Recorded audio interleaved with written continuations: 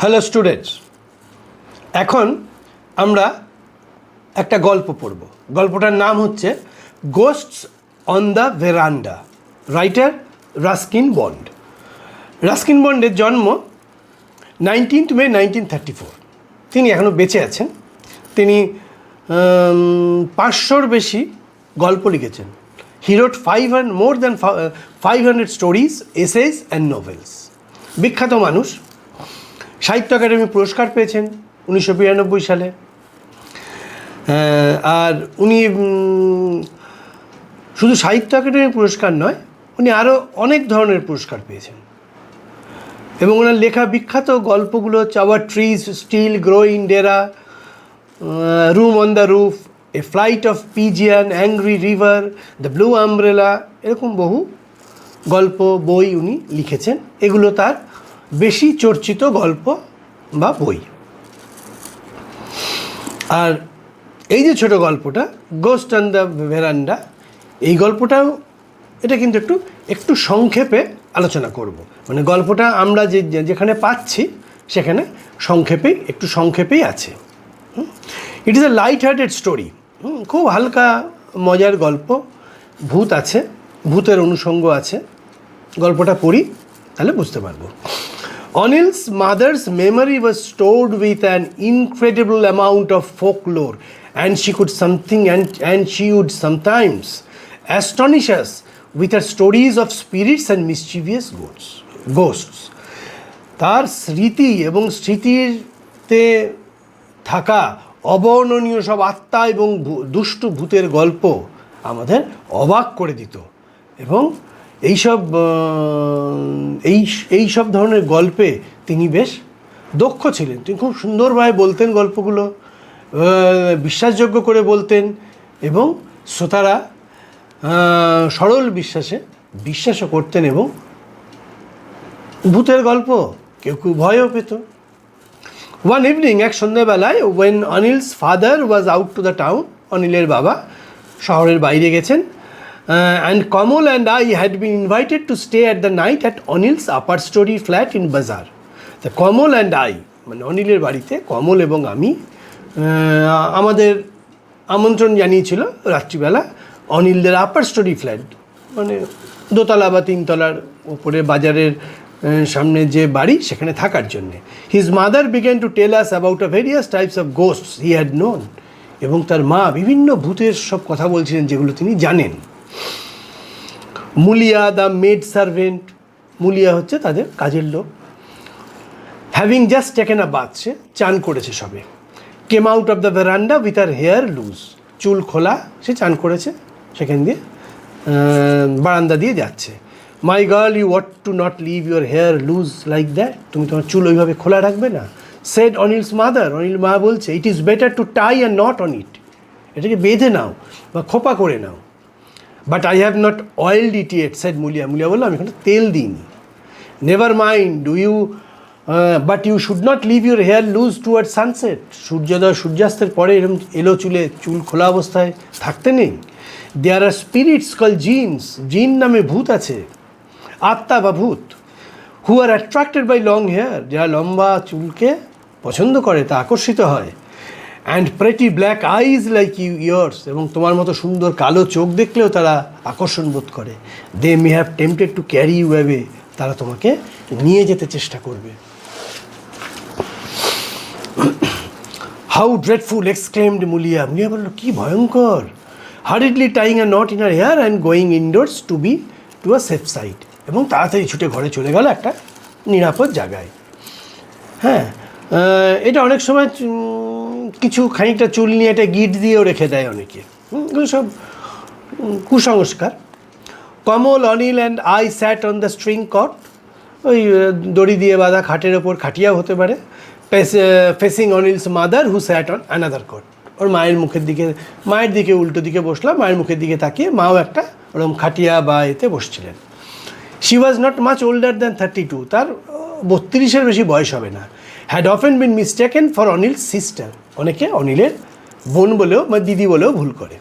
Can you see jinns aunty, I asked, তুমি কি জিন দেখেছো বা দেখতে পাও? Sometimes he said, মাঝে মধ্যে, there was a mathematics teacher in our locality whose pupils were about the same age as you. বলছে এখানে একটা অঙ্কের টিচার আছে, তারা প্রায় তোমার বয়সী। One of the boys was very good at his lessons. তাদের মধ্যে একটি পড়াশোনায় খুব ভালো ছিল। One day while he sat at his desk in the corner of the classroom, সে ক্লাসরুমের কোণে একটা বেঞ্চে বসেছিল। The teacher asked him to fetch a book from the cupboard which stood at the far end of the room. সে ক্লাসের teacher, অঙ্ক ক্লাসের teacher তাকে বলেছিল যে ক্লাসের একদম শেষে একটা আলমারিতে একটা বই আছে। The boy who felt lazy that morning did not move from his seat. সে সকালবেলা খুব অলস বোধ করছিল, সে তার সিট থেকে উঠল না। He merely stretched out his hand, took the book from the cupboard and handed to the teacher.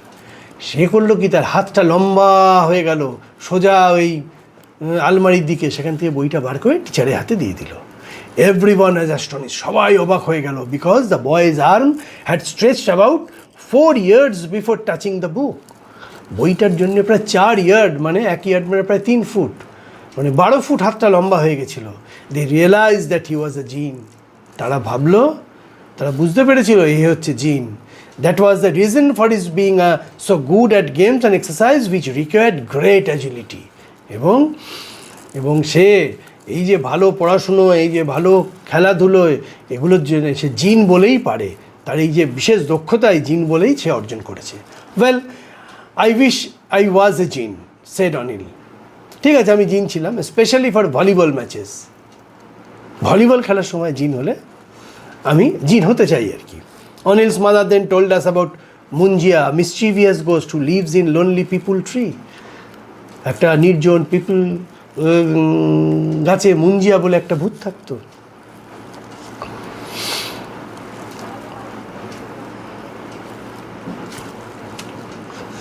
When Munjia is annoyed, সে যখন রেগে যেত, he rushes out from his tree, সে গাছ থেকে ছুটে বেরিয়ে চলে আসতো, নেমে আসতো, and upsets tongas. টোঙ্গা মানে ঘোড়ায় টানা গাড়ি সব যেত, বুলক কার্ট, সাইকেল সবকে তছনছ করে দিত। Even a bus is known to have been upset by Munjia. একটা বাসকেও নাকি মুঞ্জিয়া তোলপাড় করে দিয়েছিল, তছনছ করে দিয়েছিল।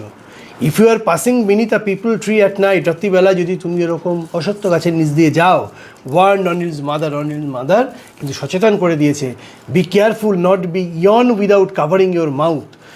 হাই তুললে হাত দিয়ে মুখটা ঢেকে হাই তুলবে, and snapping your fingers in front of it, এবং তারপরে হাই তোলার পরে মুখের সামনে তুড়ি দেবে।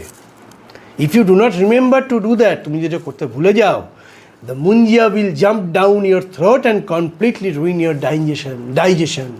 এবং মুঞ্জিয়া একদম মুহূর্তের মধ্যে লাফিয়ে তোমার গলা দিয়ে ঢুকে চলে যাবে এবং তোমার হজম ক্ষমতাকে 12টা বাজিয়ে দেবে, একদম তোমার পাকস্থলিতে গিয়ে সে আশ্রয় নেবে। It won't bite you if you let it alone. It won't bite you if you let it alone, he said. তুমি তোকে এমনি ছেড়ে দাও, তোমাকে কামড়াবে না। By 11 o'clock, after we had finished our dinner and heard a few more ghost stories, including one about Anil's grandmother, whose spirit paid the family a visit, Kamal and I were almost reluctant to leave the company on the veranda and retire to the room which had been set apart for us. এবং আরও অনেক ভূতের গল্প শোনা হলো, এবং ওর এক দিদিমার কথা বলা হলো যে মাঝে মধ্যেই রুটিন মাফিক তাদের বাড়িতে আসে, এবং এইসব গল্প টল্প শুনে তারা এবার আস্তে আস্তে যে ঘর তাদের বরাদ্দ হয়েছিল থাকার জন্য, সেই ঘরে তারা চলে আসে ঘুমাবে বলে। It did not make us feel any better to do.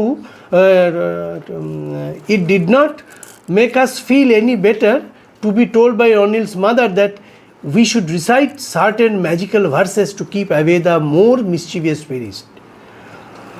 এটা কিন্তু অনিলের মা আমাদের একটা মন্ত্র শিখিয়ে দিয়েছিল যে রাত্রিবেলা দুষ্টু আত্মাদের আমাদের থেকে দূরে রাখার জন্য। এটা আমাদের খুব উপকার কিছু করেছিল বলে আমার জানা নেই। ভূত প্রেত পিশাচ দানা ছু মন্তর সব নিকাল জানা, এরকম একটা মন্ত্র শিখিয়ে দিয়েছিল।